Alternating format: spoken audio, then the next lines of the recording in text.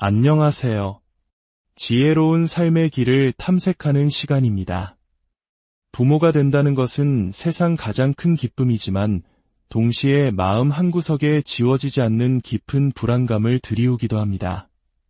바로 내가 우리 아이를 망치고 있는 건 아닐까? 나는 좋은 부모가 아닌 것 같아.와 같은 두려움이죠.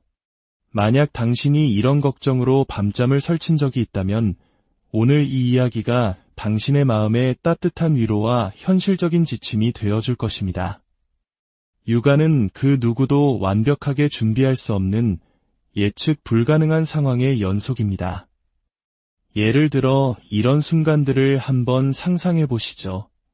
아직 말이 서툰 아기가 좌절감을 이기지 못하고 당신의 팔을 깨물었을 때 순간적으로 치밀어 오르는 화를 억눌러야 하는 그 찰나. 나와는 성격이 정반대인 아이를 도무지 이해할 수 없어 어떻게 다가가야 할지 막막할 때, 출산 후 찾아온 우울감으로 몸과 마음이 천근만근인데 첫째 아이는 더 놀아달라며 당신의 옷자락을 잡아당길 때, 그 아이에게 미안함과 무력감을 동시에 느끼며 아무 말도 해줄 수 없을 때, 시댁이나 처가 어른이 당신의 양육 방식에 사사건건 개입하며 선을 넘을 때, 아이들 앞에서 표정을 관리해야 하는 아슬아슬한 순간, 12살짜리 딸 아이가 친구 관계 때문에 세상이 무너진 듯 서럽게 울 때, 어떤 말로 위로해야 상처가 덧나지 않을지 몰라 안절부절 못할 때, 가끔 아이가 장난으로 던진 말이 당신의 가장 아픈 상처, 그 핵심적인 트라우마를 건드려 이성의 끈을 놓칠 뻔할 때, 독감에 걸려 꼼짝도 못하고 누워있는데 내 살배기 아들이 계속 방에 들어와 엄마 이제 다 나았어? 아이스크림 사주러 가자 라고 조를 때 분노가 머리끝까지 차오르는 것을 느낄 때, 매일 아침 정성껏 싸준 도시락은 버려두고 아이가 한 달 내내 몰래 학교 앞 문방구에서 군것질을 했다는 사실을 알게 되었을 때, 배신감과 허탈함, 그리고 내 시간과 돈, 에너지가 모두 낭비되었다는 생각에 마음이 무너져 내릴 때, 내 아이가 학교에서 다른 친구나 심지어 선생님에게 괴롭힘을 당하고 있다는 사실을 알게 됐지만 무작정 쳐들어갈 수도 없고 어떻게 이 문제를 현명하게 해결해야 할지 몰라 밤새 고민할 때, 10대 아들이 당신의 카드 정보가 연동된 스마트폰으로 게임 아이템을 수십만 원어치 결제했다는 사실을 알게 되었을 때, 내 돈과 신뢰를 침해당했다는 느낌에 격렬한 분노를 느끼며 환불 절차를 알아봐야 하는 그 막막함, 이혼 후 아이를 함께 키우는 전 배우자가 아이를 볼모로 당신을 조종하려 하거나 아이에게 당신에 대한 험담을 늘어놓을 때, 아이 앞에서 그 사람에 대한 나쁜 말을 하지 않으려고, 또 아이에게 그 사람과 보낸 시간에 대해 꼬치꼬치 캐묻지 않으려고 안간힘을 써야 할 때, 어제까지만 해도 당신에게 살갑게 굴던 10대 아이가 갑자기 방문을 걸어 잠그고 차갑게 변했을 때, 혹시 아이가 나를 미워하게 된 건 아닐까, 무슨 힘든 일이 있는 건 아닐까 걱정으로 가득 찰 때, 그리고 마지막으로 배우자와 한바탕 싸운 직후 비행기에 탔는데 아기가 기저귀가 감당 못할 정도로 큰일을 봐버렸을 때, 그 순간 정말이지 부모 노릇을 그만두고 싶다는 생각이 간절해질 때, 어떠신가요? 아마 이 중 몇 가지는 직접 겪어보셨거나 상상만으로도 식은땀이 흐르는 경험일 겁니다. 여기서 잠시 질문을 드려보겠습니다.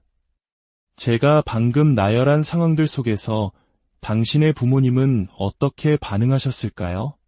그리고 당신은 그런 상황에서 어떻게 반응할까 봐 스스로 두려우신가요? 혹은 이미 어떻게 반응하셨나요? 만약 당신이 감정의 경랑을 잠재우고 가장 이상적인 방식으로 대처할 수 있다면 당신은 어떻게 행동하고 싶으신가요? 이 모든 상황들은 부모의 감정을 극도로 자극하는 사실은 꽤 흔한 일들입니다. 하지만 우리 사회는 부모가 마치 모든 정답을 알고 있는 것처럼 어떤 상황에서도 흠없이 완벽하게 아이를 이해하며 대처하기를 기대합니다. 솔직히 말해 그것은 불가능합니다.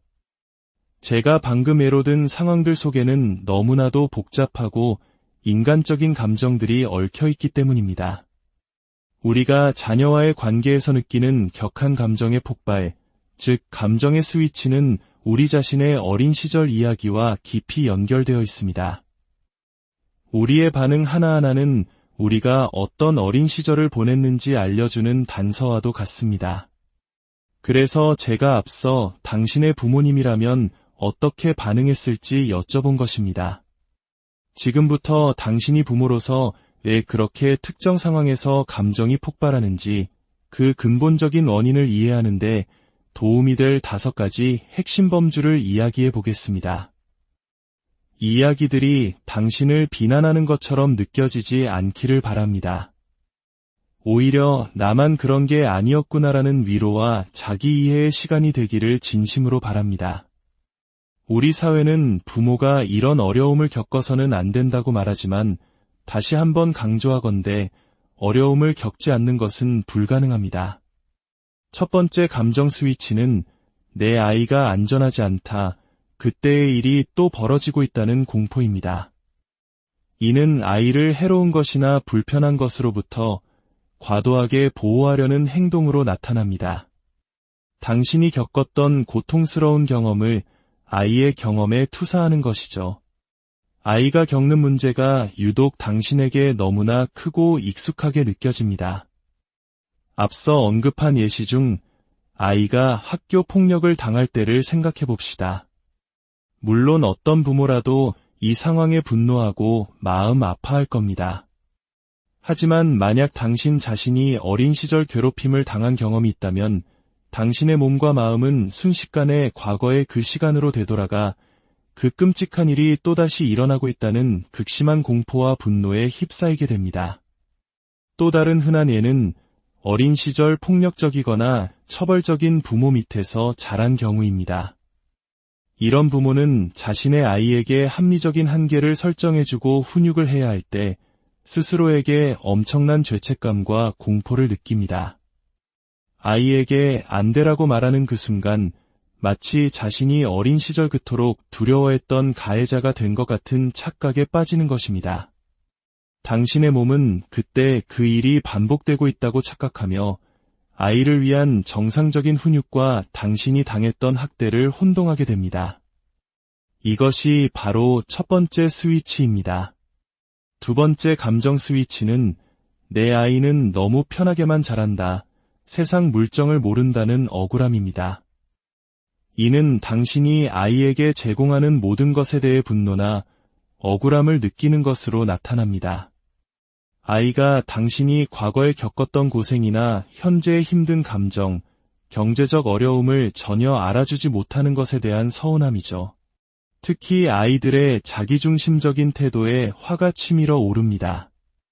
아이들은 발달 단계상 자기중심적일 수밖에 없습니다. 독감에 걸린 엄마에게 아이스크림을 사달라고 조르는 내 살배기처럼 말이죠. 혹은 당신의 카드로 수십만 원을 결제하고도 문제의 심각성을 모르는 아이의 모습에서 나는 존중받지 못하고 있다는 감정이 폭발하는 것입니다. 이 감정 스위치는 특히 어린 시절 매우 반응적이고 처벌적인 부모 밑에서 자란 사람들에게서 자주 나타납니다. 어릴 때부터 부모의 무서운 보복이 두려워 단 한 번의 실수도 하지 않기 위해 늘 눈치를 보며 살았기 때문입니다. 우리는 우리 아이들이 우리처럼 두려움에 떨며 순종하기만 하는 존재가 아니라 당당한 자아를 가진 사람으로 자라길 바랍니다. 하지만 아이의 철없는 실수가 내 어린 시절의 공포와 맞물릴 때 우리는 혼란에 빠집니다. 그래서 우리는 그 수십만 원이라는 어처구니 없는 상황 앞에서도 우리의 반응을 신중하게 조절해야 하는 어려운 과제를 안게 됩니다. 세 번째 감정 스위치는 어떻게 해야 할지 도무지 모르겠다는 무력감입니다. 아이의 감정을 어떻게 다뤄줘야 할지, 복잡한 상황을 어떻게 헤쳐나가도록 안내해야 할지 막막한 기분입니다. 어떤 것이 올바른 결과이고 어떤 것이 배움의 순간이 될지 구분하기 어렵습니다. 이 감정은 깊은 수치심을 동반할 수 있습니다. 하지만 생각해 보세요. 우리 중 건강하고 효과적인 양육을 받으며 자란 사람이 과연 몇이나 될까요? 아마 극소수일 겁니다. 이 스위치의 핵심은 건강한 부모 역할의 모델을 본 적이 없는 상태에서 동시에 내 부모가 나에게 했던 방식을 그대로 아이에게 물려주고 싶지 않다는 강한 두려움이 충돌하는 것입니다. 우리는 어떻게 해야 할지 모르는 상태와 아이에게 상처를 주고 싶지 않은 마음 사이에 갇혀 어찌할 바를 모르고 그 자리에 얼어붙게 됩니다. 네 번째 감정 스위치는 나는 내 아이와 어떻게 연결되어야 할지 모르겠다는 단절감입니다. 아이를 어떻게 격려하고 칭찬해야 할지 자신이 없습니다. 아이와 무슨 대화를 나눠야 할지 모르겠습니다. 아이와 함께 있는 시간이 어색하고 심지어 지루하게 느껴지기까지 해서 그런 자신에게 수치심을 느낍니다. 이것은 특히 어린 시절 정서적 방치를 경험했거나 부모님과 깊은 유대감을 형성하지 못하고 자란 경우에 더욱 두드러집니다. 이 또한 세 번째 스위치와 마찬가지로 모델링의 부재에서 비롯됩니다. 우리 대부분은 놀이와 교감 같은 아이의 발달 단계에 초점을 맞춘 아동 중심적인 가정에서 자라지 못했습니다. 그렇기에 내 아이와 깊이 있게 연결되는 방법을 모르는 것이 어쩌면 당연한 일입니다. 다섯 번째, 그리고 가장 다루기 힘든 감정 스위치는 부모라는 역할의 책임감과 아이의 요구가 너무나 버겁다는 소진입니다. 다른 사람들처럼 육아를 즐기지 못하는 나 자신에 대해 죄책감을 느낍니다.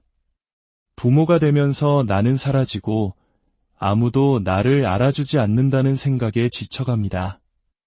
그리고 이런 내 진짜 감정을 아이에게 들키지 않으려고 끊임없이 노력하며 가면을 씁니다. 이것은 정말 힘들지만 동시에 너무나 현실적인 감정입니다. 보육교사나 유모 혹은 많은 동생들을 돌봐야 했던 장남, 장녀가 아니었다면 그 누구도 부모가 된다는 것이 어떤 것인지 진짜로 알지 못합니다. 여기서 우리는 냉혹하지만 동시에 우리를 자유롭게 할 수 있는 진실 하나를 마주해야 합니다. 많은 사람들이 아이를 원했지만 막상 부모가 되어보니 부모 역할 자체를 좋아하지 않는다는 사실을 깨닫게 된다는 것입니다. 우리는 이런 매우 인간적인 경험을 하는 부모들을 그저 비난해서는 안 됩니다. 육아는 지극히 힘들고 감정적으로 스트레스가 심하며 끝이 없는 일입니다. 물론 보람도 크지만 겪어보지 않으면 절대 알 수 없습니다. 하지만 희망은 있습니다. 우리를 무너뜨리는 이 감정 스위치들이 무엇인지 정확히 알고 내 안의 비현실적인 기대를 점검한다면 우리는 이 힘든 역할을 받아들이고 심지어 사랑하는 법을 배울 수 있습니다. 그렇다면 이 감정의 소용돌이 속에서 우리는 어떻게 중심을 잡을 수 있을까요? 지금부터는 당신이 감정의 스위치가 켜졌을 때 마음을 리셋하는 데 도움이 될 건강한 부모됨의 원칙들을 이야기해 보겠습니다. 각 원칙을 들으시면서 당신의 어린 시절에는 이 원칙 중 어떤 것이 빠져 있었는지, 그리고 그것이 현재 당신의 감정 스위치와 어떻게 연결되는지 성찰해 보시기 바랍니다. 이 원칙들을 당신을 판단하는 잣대가 아닌 나아가야 할 방향을 알려주는 지침으로 받아들여 주세요. 첫째, 아이를 수치심으로부터 보호해야 합니다. 우리는 아이들이 기본적인 실수를 통해 자신을 부정적인 존재로 여기게 만들고 싶지 않습니다. 왜냐하면 우리가 바로 그랬으니까요. 우리처럼 아이들도 수치심을 느끼면 아무것도 배울 수 없습니다. 둘째, 아이가 감당할 수 없는 우리의 감정으로부터 아이를 보호해야 합니다. 어른의 감정은 특히 어린아이에게는 거대하고 압도적입니다. 우리가 감정 조절에 실패할 때 그 감정은 아이에게 폭력처럼 느껴질 수 있습니다. 아이들은 우리가 평정심을 유지하고 화가 난 상황 속에서도 사랑은 변치 않는다는 것을 알 때 비로소 안전함을 느낍니다. 우리의 반응을 조절하고 감정을 통제하며 동시에 아이에게 도움이 되어야 한다는 것. 이것은 정말 어려운 일입니다. 하지만 이것이 우리의 목표가 되어야 합니다. 셋째, 아이의 발달 단계를 항상 최우선으로 고려해야 합니다. 어려움이 닥쳤을 때 우리는 아이를 그 나이에 맞는 발달 단계의 존재로 보고 있나요? 아니면 배려심 없는 작은 어른으로 보고 있나요? 감정 스위치가 켜질 때 우리는 보통 후자로 봅니다. 아이들은 인간이 되는 법을 배우고 있고 우리는 좋든 싫든 그들의 선생님입니다. 넷째, 아이와의 친밀함은 건강한 경계 안에서 이루어져야 합니다. 우리는 아이 앞에서 다른 사람, 특히 배우자를 험담하지 않습니다. 우리는 아이를 우리의 감정 쓰레기통이나 지지 시스템으로 만들지 않습니다. 우리는 그들을 위해 존재하는 것이지 그 반대가 아닙니다. 무조건적인 사랑을 제공해야 하는 쪽은 우리이지 아이가 아닙니다. 다섯째, 아이에게 든든한 자원이 되어주어야 합니다. 아이가 힘들 때 우리를 찾아오는가? 그렇다면 당신은 아이에게 안전한 사람이라는 뜻입니다. 우리는 모든 정답을 알 필요는 없습니다. 하지만 아이가 우리에게 올 수 있는 안전한 공간을 만들어 주어야 합니다. 여섯째, 아이가 배우고 실패하고 성장하고 느끼도록 허용해야 합니다. 우리는 아이의 모든 경험을 과도하게 통제하거나 대신 해결해주지 않습니다. 우리는 아이들이 어려움을 겪어내도록 돕는 것이지 어려움을 없애주는 사람이 아닙니다. 때로는 아이들이 나쁜 선택을 하도록 내버려 두는 것도 중요한 가르침이 됩니다. 일곱째, 권위와 인기는 다릅니다. 건강한 부모는 권위를 유지하되 권위적이 되지는 않습니다. 아이에게 사랑받고 싶다는 이유만으로 아이의 잘못된 행동을 묵인하지 않습니다. 아이들은 일관성 있는 어른이 자신을 지켜보고 올바른 결정을 내려줄 때 안전함을 느낍니다.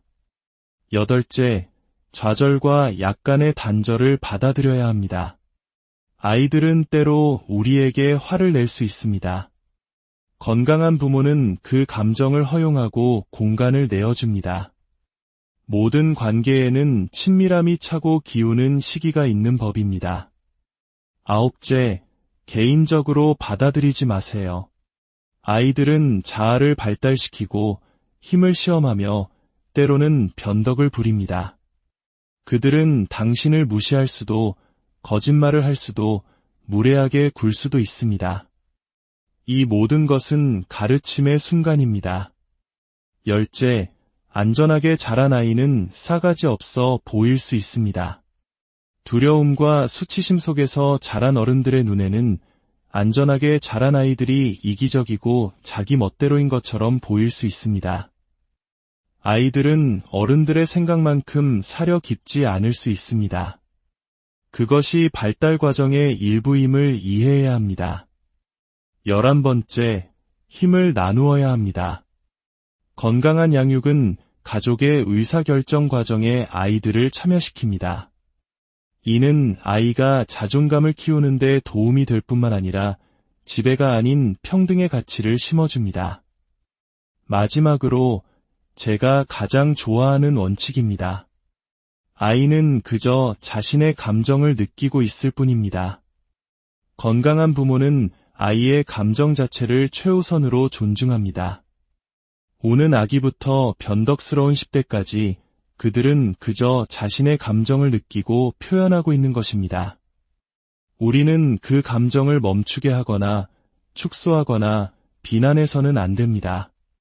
오늘의 이야기가 당신의 마음에 작은 울림을 주었다면 구독과 좋아요로 저희의 여정에 함께 해주세요. 당신의 따뜻한 응원이 더 깊이 있는 이야기를 만드는 데 큰 힘이 됩니다. 부모가 되는 길은 정답이 없는 여정입니다. 스스로를 비난하는 것은 우리를 더 나은 부모가 되지 못하게 할 뿐입니다. 수치심은 우리 자신과 아이들의 성장을 가로막습니다. 완벽한 부모가 되려 애쓰기보다 어제의 나보다 조금 더 나은 부모가 되기 위해 함께 고민하고 성장하는 우리가 되기를 바랍니다. 당신이 부모로서 겪는 모든 힘든 순간과 빛나는 순간